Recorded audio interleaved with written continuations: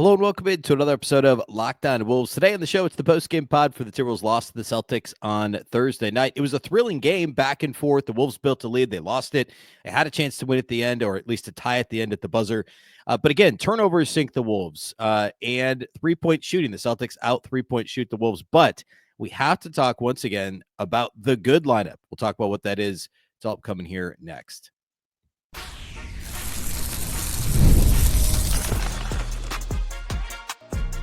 You are Locked On Timberwolves, your daily Minnesota Timberwolves podcast. Part of the Locked On Podcast Network, your team every day. Hello and welcome to the Locked On Wolves podcast, part of the Locked On Podcast Network, your team every day. My name is Ben Beecken. I'm the host of Locked On Wolves. Today's episode is brought to us by FanDuel. The NFL playoffs are almost here, but it's not too late to get in on the regular season action with FanDuel, because right now new customers can finish the season strong with $250 in bonus bets if your first $5 bet wins. Visit FanDuel.com to get started.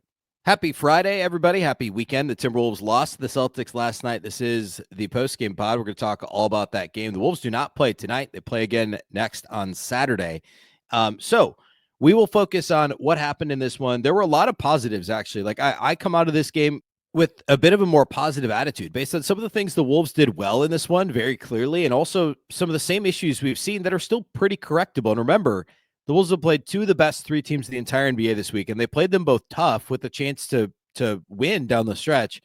And this isn't like 2012 Silver Linings Timberwolves. Like, the Wolves are still a good team that played poorly at the start of the season and is playing much better during a really tough stretch in their schedule, and is still above 500 during this stretch of playing only playoff teams. So we talked about this the other day. I don't want to get too far into this now, but the Wolves have not played a non-playoff team.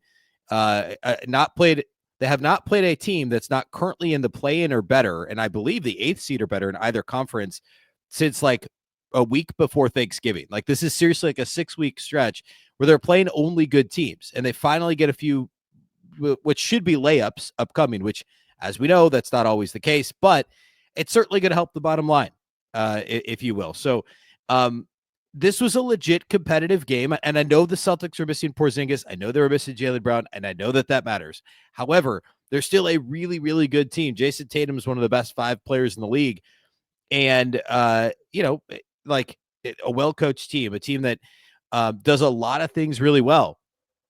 And the Wolves played them tough, and if it wasn't for self-inflicted issues, they would have had a real shot, or they still had a shot in this one. So I want to get into all that, what happened. We'll talk about the lineup that continues to impress throughout this week, at least, the 3 games they've played this week. So a lot to get to on the show today. A big thank you off the top for making us your first listen every day. Of course, you can listen to Locked On Wolves anywhere. You can also watch on YouTube or on the Locked On Sports Minnesota app. And a quick reminder that you can subscribe to the daily newsletter at LockedOnDaily.com.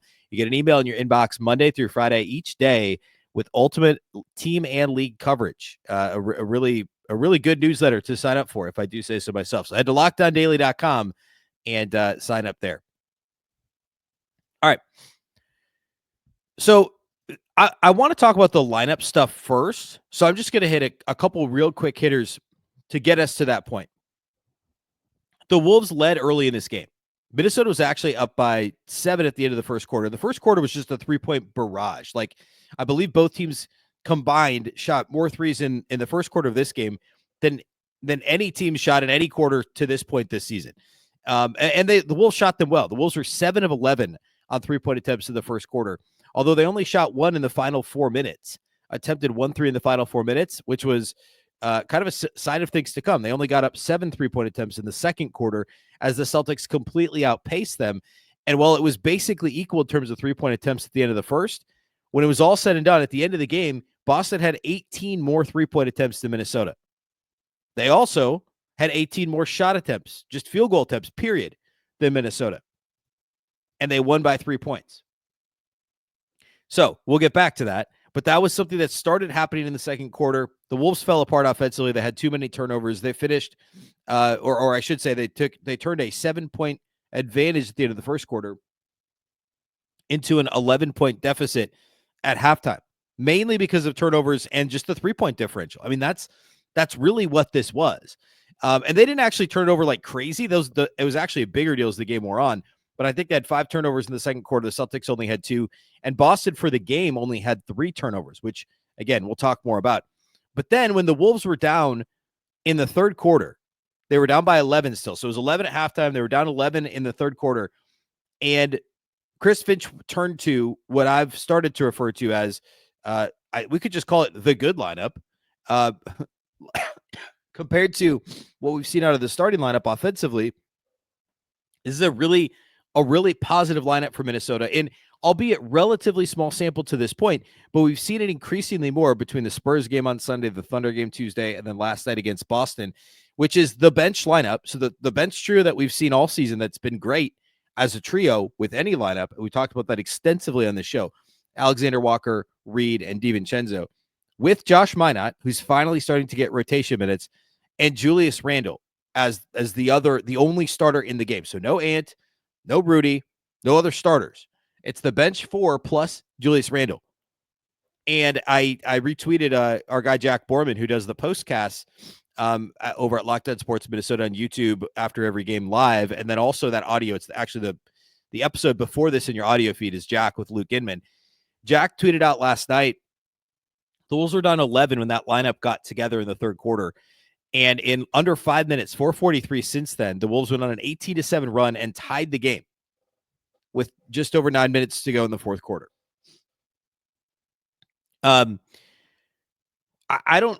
Obviously we do need more evidence because this has still been a relatively small sample of seeing this lineup play together. But that lineup can do, as I said the other day, it could do basically anything. There's not a pure point guard, which is its biggest weakness. And we saw that again be an issue. Jaden McDaniels isn't in this lineup, but we saw Jaden turn the ball over after a timeout because he just isn't a primary ball handler, just dribbled into a turnover. But between Alexander Walker and DiVincenzo and Randle, there's enough ball handling on the floor there that you can make it work in, again, shorter stretches. And this is the lineup the Wolves have been using this week to get them back into games. Now, the overall data on this lineup, they've now played 112 possessions together. They're still a 95th percentile lineup league-wide, a plus 30.7. A plus 30.7, a 99th percentile offense, and a 72nd percentile defense is that unit. DiVincenzo, Alexander Walker, Minott, Randle, and Reid. Again, everyone in that lineup can shoot the three. Everyone can handle the ball on some level, although you don't want like Minott or Nas necessarily bringing the ball up the court, but they can all handle the ball a little bit.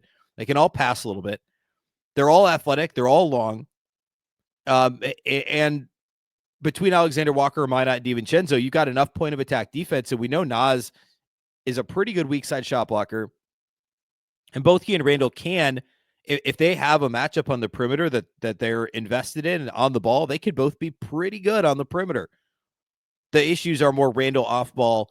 I think Minott's got some work to do off the ball, although his activity level and racking up stocks is just one of the very best things about him, period. But there's clearly a little bit of work to do there. He's still raw.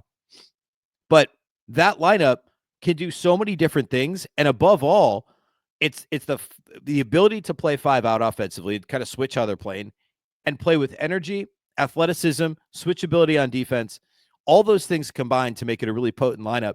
And that's the lineup that the Wolves used to get back into the game. And then they were basically in it down the stretch. I mean, it stretched to a couple possessions a little bit, but, and actually, I guess it did get up to, it got up to, did it get up to 9 late in the fourth quarter? Which again was once this lineup wasn't on the floor anymore. Let's see.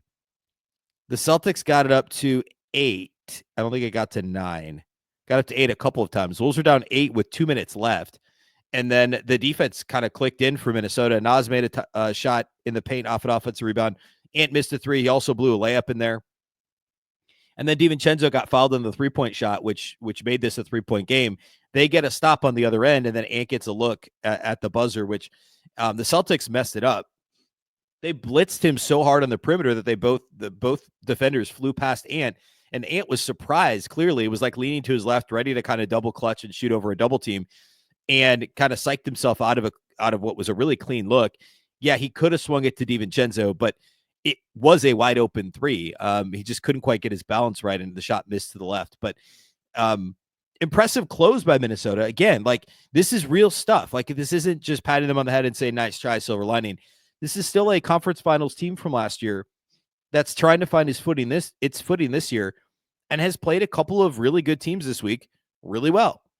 Losing to OKC by 8 in a game that was closer than that, losing to Boston by 3 in a game with a chance to tie at the buzzer, those don't mean nothing. Those performances don't mean nothing for Minnesota. The problem is the 15-3 turnover margin and the 12 additional three-point attempts, in part because of the turnover margin that Boston got up in this game. We'll talk a little bit more about that here next, and then we'll close the show with individual studs and duds.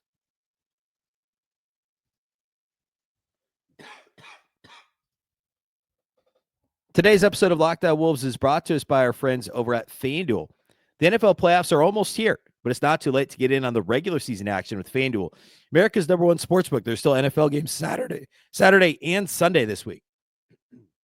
Right now, new customers can finish the season strong with $250 in bonus bets if your first $5 bet wins. FanDuel has so many ways for you to pick up a W.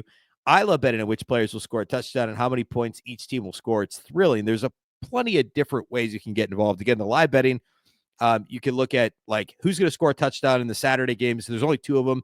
It's always fun when there's just 1 or 2 games going on. How many points each team will score in a game, you can do that. You can look at Wolves lines for this weekend. They play the Pistons Saturday. Not a line on that game yet, but that'll be a ton of fun to look at as well. There's a ton over at FanDuel. Visit FanDuel.com to join today. That's FanDuel.com for your chance at $250 in bonus bets. Make every moment more with FanDuel, an official sportsbook partner of the NFL.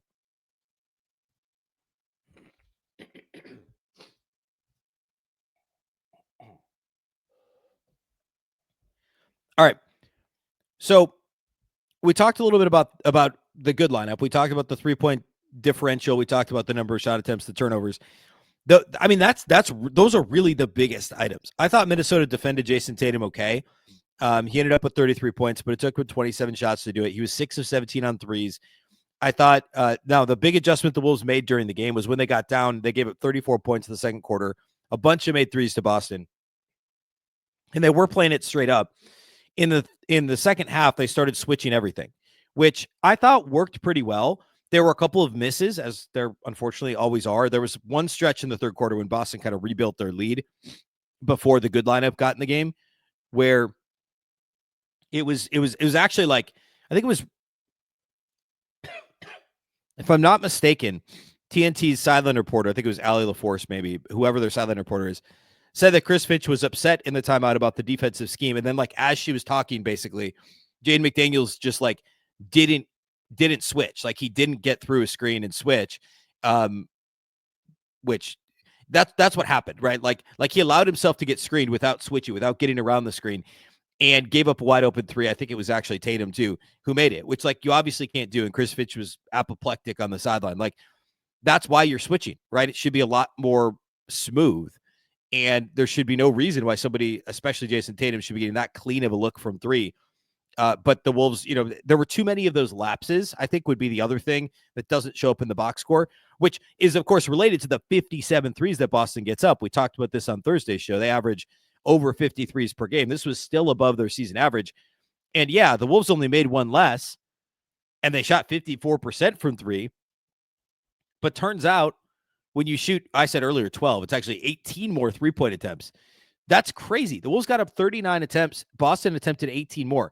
They were only 1 for those 18, but guess what? They won by 3 points. And I know the Wolves had a big free throw advantage, but like that's not something they've been able to hang their hat on at all this year, and nobody on the Wolves had more than 4. It was almost every bit as much Boston getting into the penalty as it was the Wolves actually getting to the bucket. Naz and Ant and Julius Randle each had 4 free throw attempts. And the Wolves as a team were 20 of 22, which is great. But guess what? Boston attempted 18 more shots because of Minnesota's 12 more turnovers than Boston. Actually, the Wolves had 16 turnovers. I've been saying 15. They had a team turnover in there that doesn't show up in the regular box score. So 13 more turnovers helped lead to 18 more shot attempts for Boston. And those 18 more shot attempts were all 3-pointers. And that's how you lose a game by 3 to one of the league's best teams. And I blame the turnovers more than I blame the shot distribution, because the Wolves do need to get to the line a little bit more than Boston. They don't quite have the exact same 3-point shooting personnel that Boston does. Minnesota does need to get to the line a bit. It's just been a little bit more fickle for them this year. They haven't been able to rely on that necessarily, and certainly not on Ant to do that. So again, like scheme wise, flow wise, offensively, the tweak to switching everything in the second half, I thought all of those things were fine. It was the turnovers primarily in the middle portions of the game. And then we'll talk. Actually, we can talk a little bit about Ant now. We'll also cover Ant and studs and duds, but let's talk about how he handled the Celtics putting 2 on the ball. And in short, I actually thought he handled those possessions decently well. He had 6 assists and only 2 turnovers. In the third quarter, TNT made a big deal about how he only attempted 1 shot, which is a big deal, but he also had 5 assists in the third quarter. He was being a little bit more decisive then than he had been, in the second quarter, for instance, when they had just 16 points as a team. Minnesota scored 34 points in the third quarter, and they were a +5 for the quarter. So, yeah, you'd love Ant to shoot more, but he had 5 assists. Like, that's okay.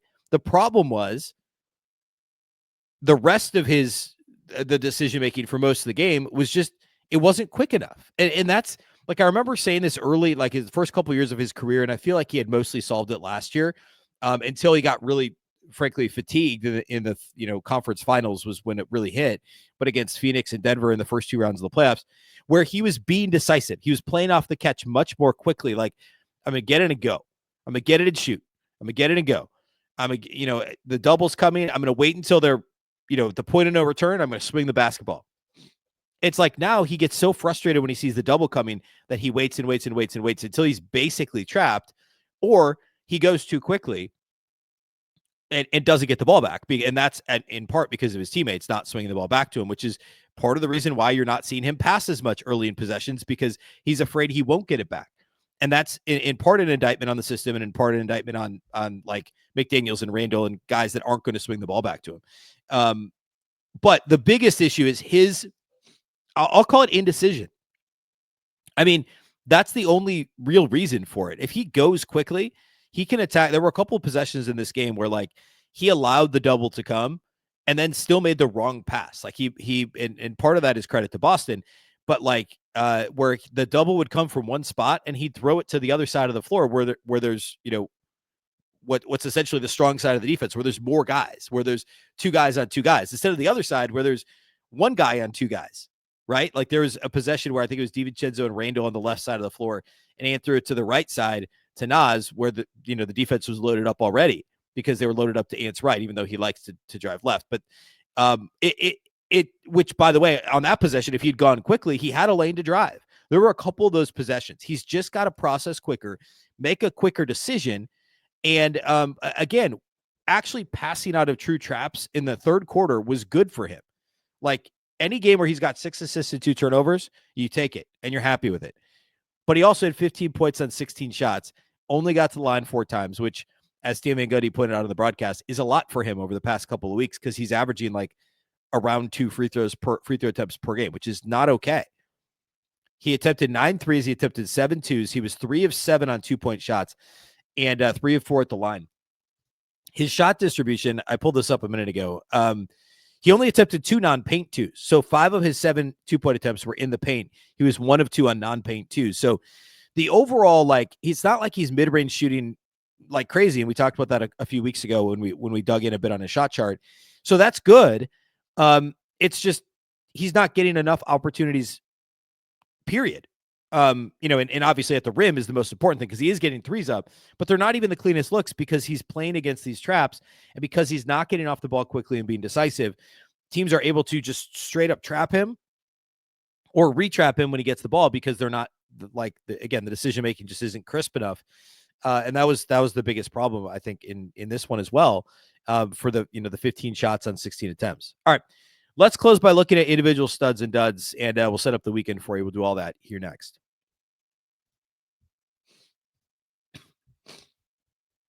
Today's episode of Locked On Wolves is brought to us by our friends at Game Time. I love going to live events, whether it's sports, music, theater, or comedy. All of the above are things you could do on Game Time. And, obviously my favorite thing is sports, but my wife and I will attend concerts. We'll go to, Broadway shows. We'll go to stand-up comedy, etc. Well, I don't know. We probably went to to 10 different events like this over the last year, and it was always a ton of fun. Game Time makes it even easier to get tickets for your favorite events. With their new feature, Game Time Picks, the feature filters out the fluff to show you only incredible deals on great seats, so you don't have to waste time searching through thousands of tickets. You can look for tickets for anything on Game Time. You want to look at tickets for the upcoming Wolves game. You can look for tickets for I don't know, playoffs, Vikings all playoff games upcoming. With Game Time Picks, you can find amazing deals and even see the view from your seat before buying. Their super deal is always particularly impressive that offers great seats at unbeatable prices. Plus, the app's all-in pricing shows the total cost upfront with no surprise fees at checkout. Take the guesswork out of buying tickets with Game Time. Download the Game Time app, create an account, and use the code LOCKEDONNBA for $20 off your first purchase. Terms apply. Again, create an account, redeem the code LOCKEDON NBA. That's LOCKEDON NBA for $20 off. Download Game Time today. What time is it? Game time.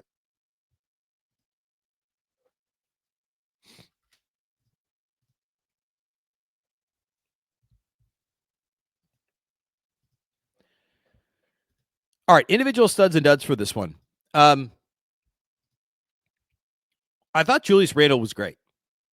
I thought he was probably the best, best all-around player on the floor for the Wolves. He had a really good first quarter, was a big part of the Wolves scoring 35 in the first quarter, which is important because that continues to be a problem typically for this team, is getting off to a strong start. And he was aggressive from the beginning. Not that being aggressive is usually an issue for Julius Randle outside of a couple of games early in the season.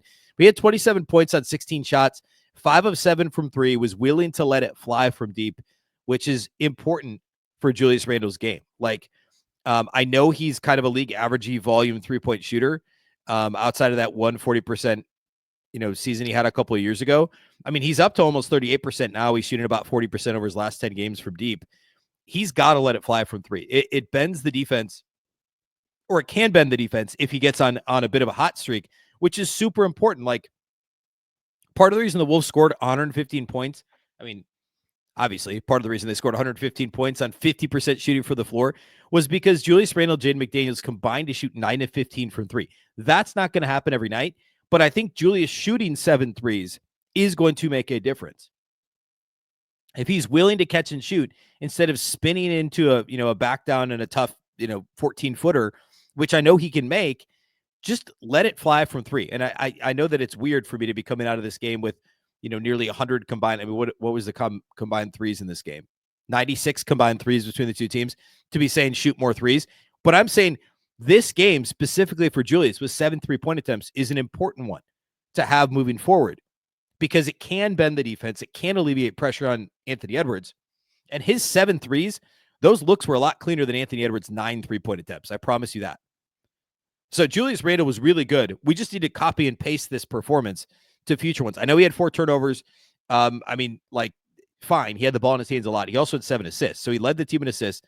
He tied for the team lead in rebounding. He led the team in scoring. This was a good Julius Randle game. And I've been on Julius plenty this year. I'm going to call a spade a spade. And in this case, Julius played really well. 27, 8, and 7, a steal. By the way, the Wolves' only steal in the entire game was Julius Randle. They had 1 steal in this game. Boston had 3 turnovers, which is as much a credit to Boston as anything else. You can't be gambling and jumping passing lanes against the Celtics, or they're going to beat you with, as they did, with plenty of wide open threes. But still, it's just mind-blowing. The Wolves played 48 minutes of NBA basketball and had 1 steal. Julius was great in this game. Jaden McDaniels, I got to give him props too. He was very quiet in the fourth quarter, which normally wouldn't be a surprise because that's been an issue. And his just offense completely being non-existent and him being a negative at offense is pretty typical. But he had 19 points, 8 rebounds in this game. He got to the 19, I think, pretty early on in the third quarter. He also had 2 assists, which is, not a terrible number for him. He usually isn't swinging the ball. He's usually the guy shooting the 3 because it swung to him in the corner, or pump faking and driving. But for him to have 2 assists is nice. He also had 3 turnovers. 6 of 12 shooting, 4 of 8 on 3-point attempts. Got to the line for 3 free throw attempts. A really active Jaden McDaniels game. I thought he was good defensively. And, other than some of those defensive lapses I already covered, which wasn't limited to Jaden McDaniels, but he certainly was kind of front and center in some of those because he's guarding the ball so often. Tatum had 33 points on 27 shots, and I thought Jaden played a pretty big role in limiting what he was able to do in this game. The other stud for me is got to be Naz Reid. I mean, he was a big part of the second half kind of pushback when they were down 11 at halftime, 11 midway through the third quarter. He's part of that good lineup that pushed it to a 6-point game at the start of the fourth, and then also was on the floor for a decent part of the, I guess we can call it comeback in the fourth quarter too. 20 points for Naz, second on the team in scoring in this game, on 6 of 11 shooting, 4 of 5 on threes. He got to the line 4 times, 5 rebounds, 3 assists, only 2 turnovers, which is a good number for him, especially with how much he has the ball in his hands. And turnovers and fouls, I should say 2 turnovers and only 1 foul are both good numbers for him because he's been turning the ball over and fouling a lot lately. So I thought this was a good Naz Reid game overall. I don't really have any duds. I guess if I had to pick one, it would still be Ant, even though I talked about how the third quarter when they scored, outscored Boston by 5, he actually played pretty well in that quarter. But besides that, and besides a couple of attacks and a made 3 early in the game, I thought this was a poor Anthony Edwards game overall, even if there were some glimmers of hope of like, hey, Ant, do this. There was also plenty of, hey, Ant, don't do this in this game. It was, even though he only had 15 points, it wasn't a quiet performance from Ant. He did a lot of good things and a lot of really bad things in this game. And I think Chris Finch could take it and chop it up and be like, hey, look, man, see here when you dribbled into the trap instead of playing off the catch quickly and driving to the bucket or swinging the ball to the side where there's one guy guarding 2 players, like make this decision quicker. And then he could show him the video in the third quarter that says, hey, look, when you made a quick decision and passed out of this trap, you got yourself an assist. You racked up 5 dimes in this quarter because you were decisive. I think you could play that tape or cut up the tape for this game and say good Ant, bad Ant. And there's going to be a lot in both categories. Overall, 15 points on 16 shots for him in a minus 10, like by far the worst plus minus on the team in a game they lose by 3. That's a problem. I should say it's a problem. It's overall a poor performance, but there was some good in this game from Anthony Edwards as well. I also want to point out Josh Minott, 7 points in 11 minutes, made a 3-pointer, had a massive dunk, only had 1 rebound, had a couple of blocks. The Wolves had 2 blocks in this game, by the way, both from Josh Minott. Also had a couple of hustle plays that, it's a cliche, but it's true. They don't show up in the box score. Had a couple of loose balls, a couple of deflections in a game where the Wolves had just 1 steal. I mean, that sort of havoc that he can, kind of force onto the game is super important. He was a +7, which is the second best mark on the team besides Julius Randle. They had 3 guys that had positive plus minuses. Julius was a +10 in 39 minutes, which is nuts in a game that they lost by 3. That means when Julius was off the floor in those 9 minutes, he was off the floor, they were a -13, which is pretty crazy. Minott was a +7 in just 11 minutes. Only 11 minutes for Josh Minott, which is progress. I believe he played 11 also on Tuesday. So these are the 2 games he's played double-digit minutes. The only 2 games all year Josh Minott has played double-digit minutes that didn't include garbage time. So we're getting there. We're making progress. I need to come up with a catchy name for people that are pushing Josh Minott on folks, because I've been doing that now for a while, and I got to come up with a better name with a name period for people that are with me on the Minott journey here. The only other player with a positive plus minus was Mike Conley, who only played 19 minutes, and he was a +1. Nikhil had a quiet game, only 4 points in 17 minutes. He is the one that saw some minutes cut or seen minutes cut because of DiVincenzo's surging play of late. DiVincenzo was good, not great in this game. I thought he could have been a little bit more aggressive offensively. The Celtics were doing a great job at leaping out at him on the perimeter. He was 3 for 5 on threes. All of his shot attempts were threes. He did get to the line for 3 free throws. Well, actually, that was all on the one play toward the end of the game. They were really aggressive in trying to contest DiVincenzo. And I thought that he probably could have done a better job of being more aggressive himself or putting the ball on the deck and being aggressive. But I thought overall it was a good game. He clearly had an impact on what Boston was trying to do defensively. So overall, a positive performance from Donte DiVincenzo. All right. Coming up next for the Wolves, they finally get to play a team that is not currently in the playoff picture in the Eastern Conference or in either conference, and that's the Detroit Pistons. Detroit is 15-18. I take that back. They are in the playoff picture. I forget that still puts them in the play-in in the East. So they're currently 9th in the East at 15-18. So they're below 500.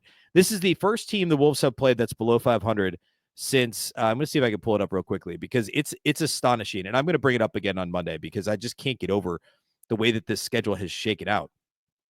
Like we're talking November 21st was the last time the Wolves played a team that was below 500 when they played them. There's a couple mixed in there, like Sacramento, for instance. They're below 500 now, but they weren't when they played them.